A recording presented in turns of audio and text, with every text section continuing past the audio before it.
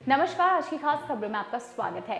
ज्ञानवापी मस्जिद से जुड़े भारतीय पुरातात्विक सर्वेक्षण की रिपोर्ट में ये कहा गया है कि मस्जिद के पिलर हिंदू मंदिर के लगते हैं।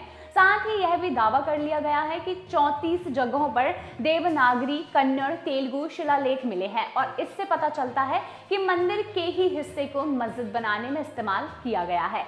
अब ऑल इंडिया मजलिस-ए-इत्तेहादुल मुस्लिमीन के अध्यक्ष असदुद्दीन ओवैसी ने एएसआई की इस रिपोर्ट की आलोचना करते हुए संगठन को हिंदुत्व की दासी करार दिया है और कहा है कि रिपोर्ट महज अनुमान पर आधारित है और वैज्ञानिक अध्ययन का मजाक उड़ाया गया है।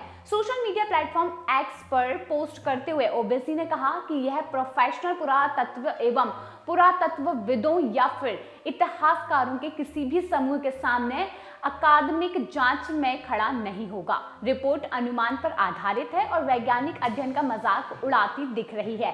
जैसा कि एक महान विद्वान ने एक बार कहा था, एएसआई हिंदुत्व की दासी है। इससे पहले ज्ञानवापी मस्जिद काशी विश्वनाथ मंदिर मामले में हिंदू पक्ष के वकील विष्णु शंकर जैन की ओर से गुरुवार को ये दावा किया गया कि एएसआई को मस्जिद के अंदर हिंदू मंदिर से जुड़े हुए विशेष बड़े अवशेष मिले हैं।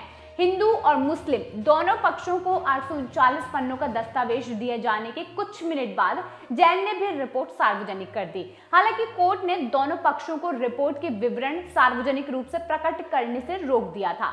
रिपोर्ट में यह कहा गया है कि वैज्ञानिक अध्ययन और सर्वेक्षण वास्तुशिल्प अवशेषों, वहां मौजूद कलाकृतियों, शिलालेखों, कला और मूर्तियों को लेकर अध्ययन के आधार पर यह कहा जा सकता है कि मौजूदा संरचना के निर्माण से पहले यहां पर एक हिंदू मंदिर मौजूद था।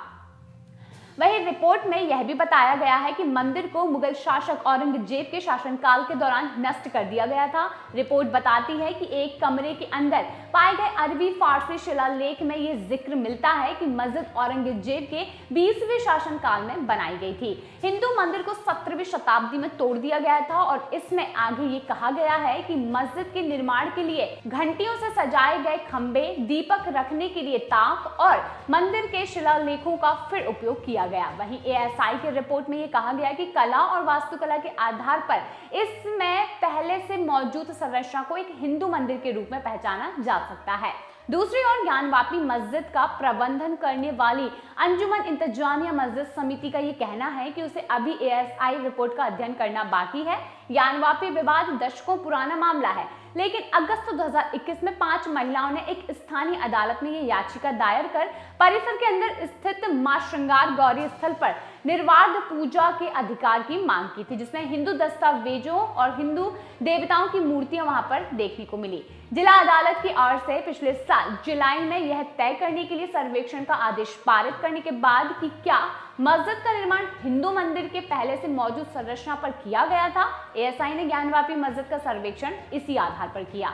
वाराणसी में काशी विश्वनाथ मंदिर से सटे ज्ञानवापी मस्जिद परिसर पर एएसआई की सर्वेक्षण रिपोर्ट प्राप्त करने के लिए हिंदू और मुस्लिम दोनों पक्षों सहित कुल 11 लोगों ने अदालत में आवेदन किया था और इससे पहले हिंदू पक्ष के अधिवक्ता मदन मोहन यादव ने बताया था कि वाराणसी के जिला जज AK विश्वेश ने केस के पक्षकारों को सर्वे की प्रतिलिपि उपलब्ध कराने का आदेश दिया था। वहीं हिंदू याचिकाओं की ओर से लगातार ये दावा किया जाता है कि 17वीं सदी की मस्जिद का निर्माण पहले से मौजूद मंदिर के ऊपर किया गया था और जिसके बाद अदालत ने सर्वेक्षण का आदेश दिया था।